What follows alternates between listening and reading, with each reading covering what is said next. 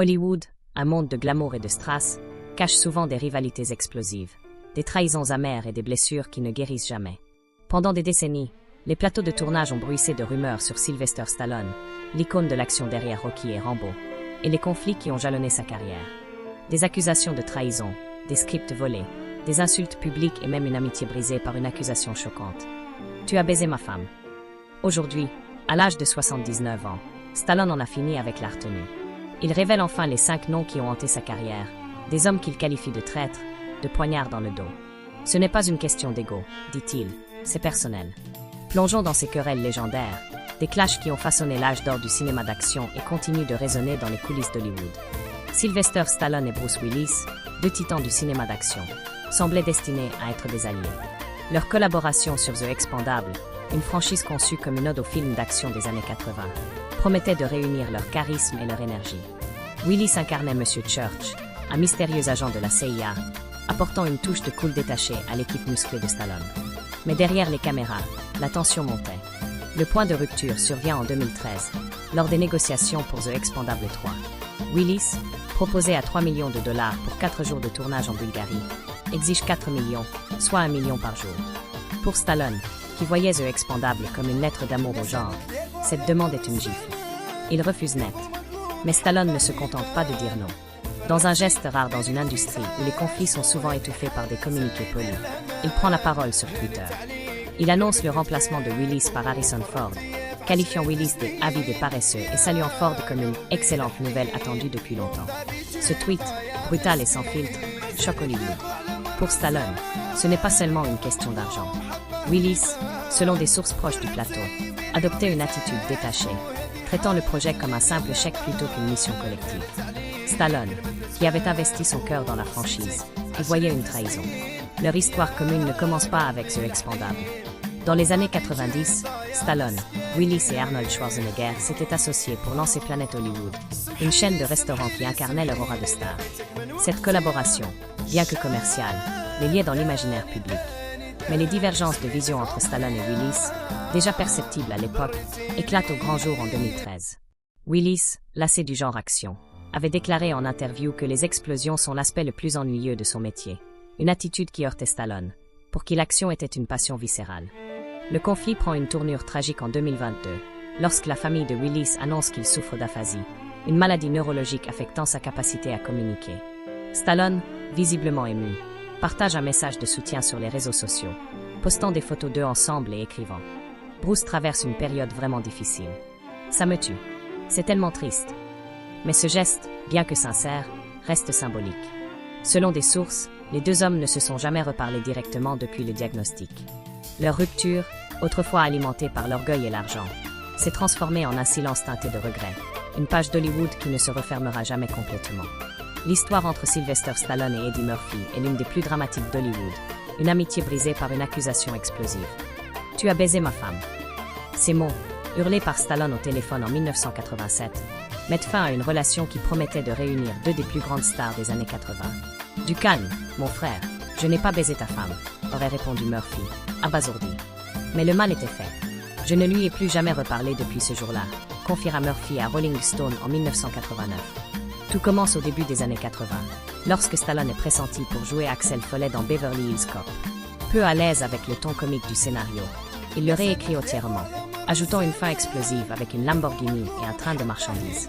Paramount, peu convaincu, le remplace par Eddie Murphy, dont le génie comique transforme le film en un phénomène culturel, rapportant plus de 300 millions de dollars.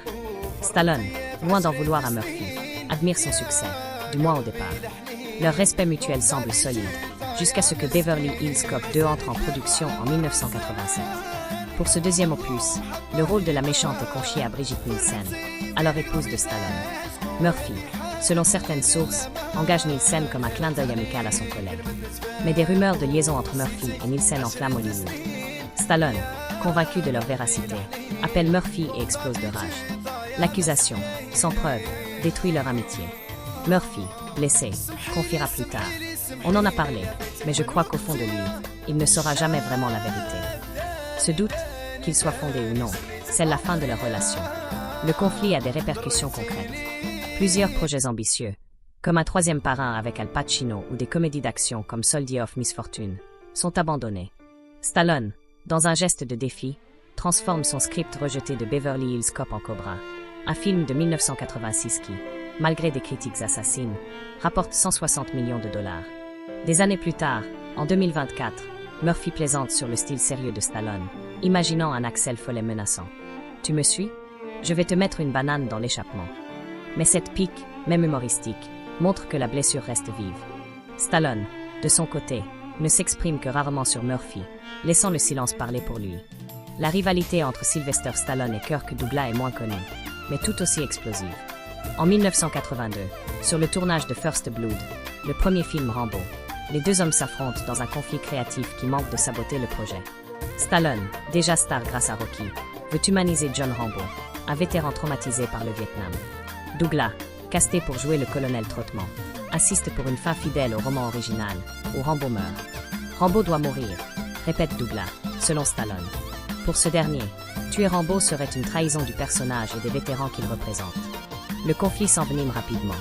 Douglas, figure de l'âge d'or d'Hollywood, refuse de dire les répliques telles qu'écrites, parlant de lui à la troisième personne. Kirk n'aime pas cette réplique. Il tente même de voler les lignes d'autres personnages, provoquant la frustration du réalisateur Ted Kotcheff, qui avertit les producteurs. Il va ruiner notre film. Face à un ultimatum en respecter le script ou partir, Douglas choisit de quitter le projet. Richard Crenna est appelé en urgence pour le remplacer, et First Blood devient un succès, lançant une franchise légendaire. Des années plus tard, en 1991, Stallone tente une réconciliation en engageant Douglas pour jouer son père dans la comédie Oscar. Mais une scène tourne au vinaigre. Douglas, censé donner une simple gifle, frappe Stallone avec une intensité inattendue. « Je plaisantais, mais Kirk a vraiment essayé de me tuer », racontera Stallone, ni amusé, ni amer. Malgré un respect public pour Douglas, décédé en 2020 à 103 ans, Stallone reste convaincu que l'acteur a failli saboter First Blood. Douglas, de son côté, défendait sa vision comme artistique, accusant Stallone de privilégier le commercial.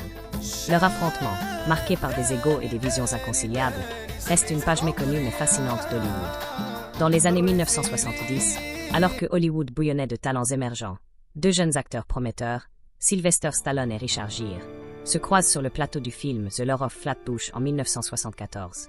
Ce long métrage, une chronique brute et nostalgique de la jeunesse brooklynoise, aurait pu être le tremplin parfait pour une collaboration mémorable entre ces deux figures montantes. Cependant, ce qui semblait être une opportunité en or s'est rapidement transformé en un véritable champ de bataille, marqué par des égos surdimensionnés, des visions artistiques divergentes et un incident aussi trivial qu'inoubliable impliquant un hot dog et une tache de moutarde. Dès les premières heures du tournage, l'alchimie entre Stallone et Gere s'avère inexistante. Leurs approches du métier d'acteur, radicalement opposées, plantent le décor d'une tension palpable. Richard Gere, formé à l'école du théâtre, adepte fervent de la méthode Strasberg, se plonge dans son personnage avec une intensité presque obsessionnelle. Chaque geste, chaque intonation semble calculée pour incarner pleinement son rôle, au point de frôler une théâtralité qui déconcerte certains de ses collègues. Sylvester Stallone, quant à lui, adopte une approche radicalement différente, presque viscérale.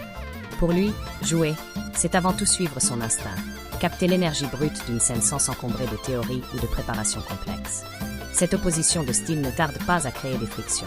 Stallone, dans un mélange d'exaspération et d'ironie, décrira plus tard Gere comme un acteur arrogant, paradant sur le plateau dans une veste de motard bien trop grande pour lui, comme s'il était un chevalier tout droit sorti de la table ronde. Cette remarque, ni moqueuse, ni acide, révèle déjà l'antipathie grandissante entre les deux hommes.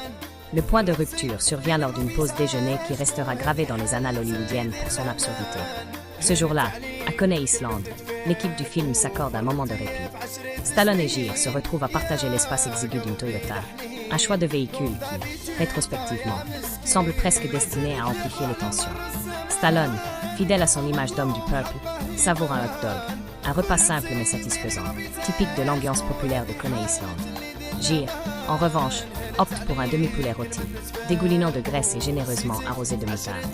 L'odeur envahit l'habitacle, et Stallone, déjà agacé par l'attitude de son collègue, lui lance un avertissement. « Fais attention avec ce truc, tu vas salir mes affaires. » Gere, imperturbable, continue de manger, ignorant les remarques de Stallone. C'est alors que l'inévitable se produit. Une goutte de moutarde, traîtresse, s'échappe du poulet et atterrit directement sur le pantalon de Stallone. La réaction de ce dernier est immédiate et explosive. « J'ai vu rouge », racontera-t-il plus tard. Dans un accès de colère, il assène un coup de coude à Gire et, sans ménagement, le pousse hors de la voiture, transformant une banale pause déjeuner en un véritable règlement de compte. Les conséquences de cet incident sont aussi rapides que radicales. Richard Gere, jugé trop difficile à gérer par la production, est remercié sans cérémonie. Perry King, un acteur moins connu mais plus conciliant, est rapidement engagé pour le remplacer. Cet épisode marque non seulement la fin de la collaboration entre Gere et Stallone, mais aussi le début d'une rancune qui deviendra légendaire dans les cercles hollywoodiens. Stallone, jamais à court d'anecdotes, ne se privera pas d'amplifier l'histoire au fil des années, transformant cet incident en une sorte de fable moderne sur les égos et les rivalités. Il ira même jusqu'à plaisanter sur une rumeur absurde, celle du Gerbil, une histoire farfelue associée à Gere, qu'il jurera n'avoir jamais initiée, mais qu'il n'hésitera pas à mentionner avec un sourire en coin, alimentant ainsi les spéculations. La rivalité entre les deux hommes ne s'arrête pas là. En 1995, lors d'un dîner mondain où la princesse Diana est présente, Stallone et Gere se retrouvent une nouvelle fois face à face. L'atmosphère est électrique. Des murmures circulent, suggérant que leur animosité pourrait être liée à une compétition amoureuse, notamment autour de Cindy Crawford, alors au sommet de sa gloire. Selon certaines sources, les deux acteurs auraient failli en venir aux mains, chacun cherchant à affirmer sa dominance dans un échange aussi tendu que théâtral.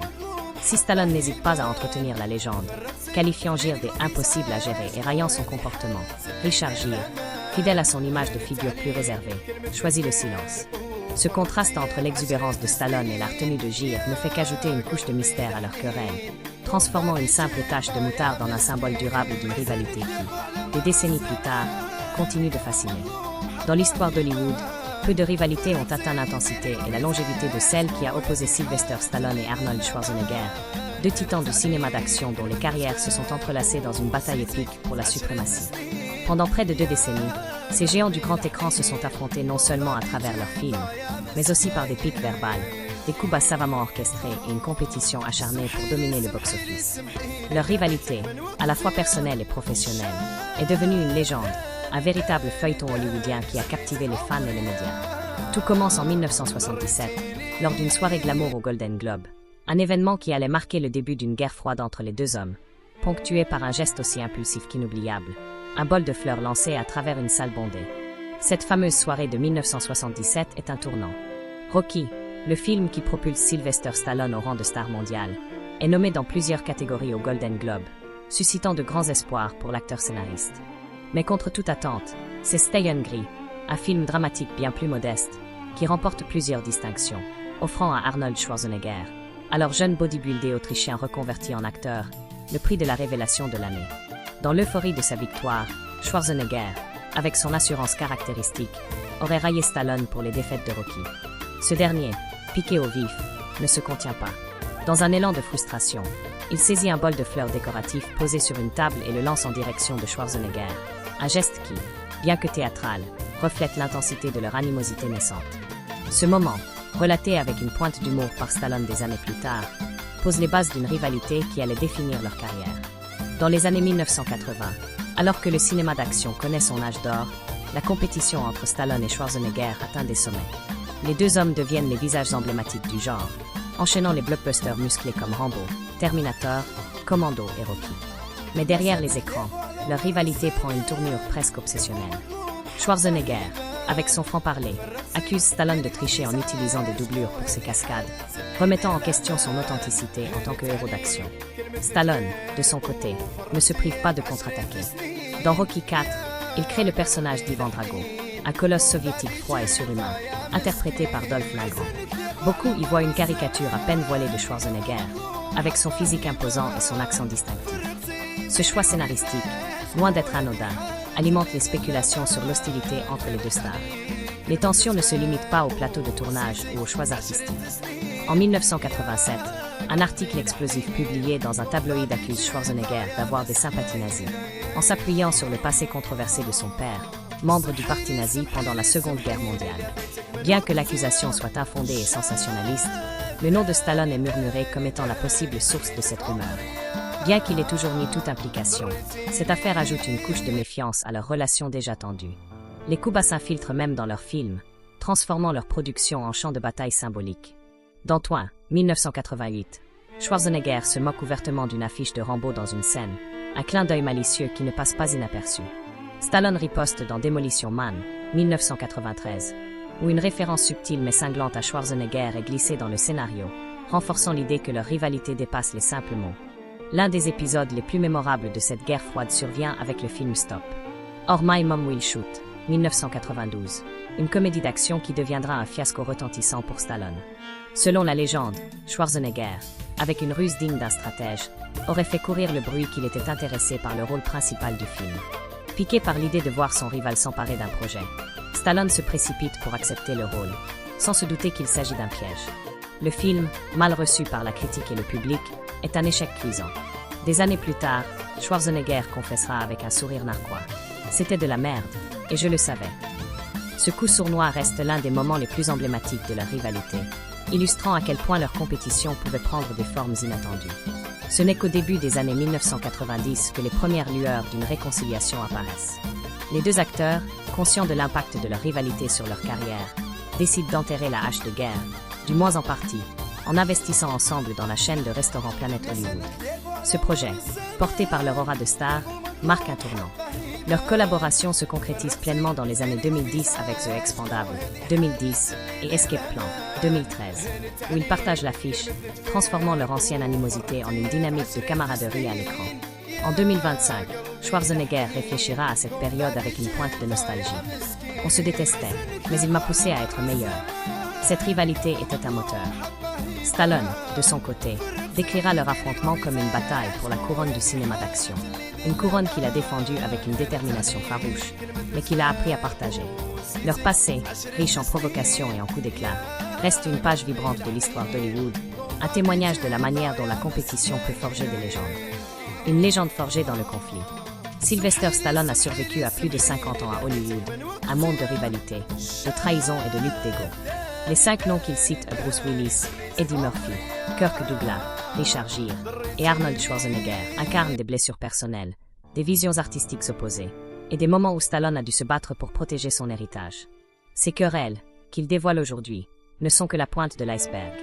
À 79 ans, Stallone reste une force indomptable, actif avec des projets comme Tulsa King et une possible série Cobra. Mais derrière son sourire de combattant, d'autres histoires, encore enfouies, attendent peut-être d'être révélées. Hollywood, après tout, est un champ de bataille où le vrai drame ne s'arrête jamais.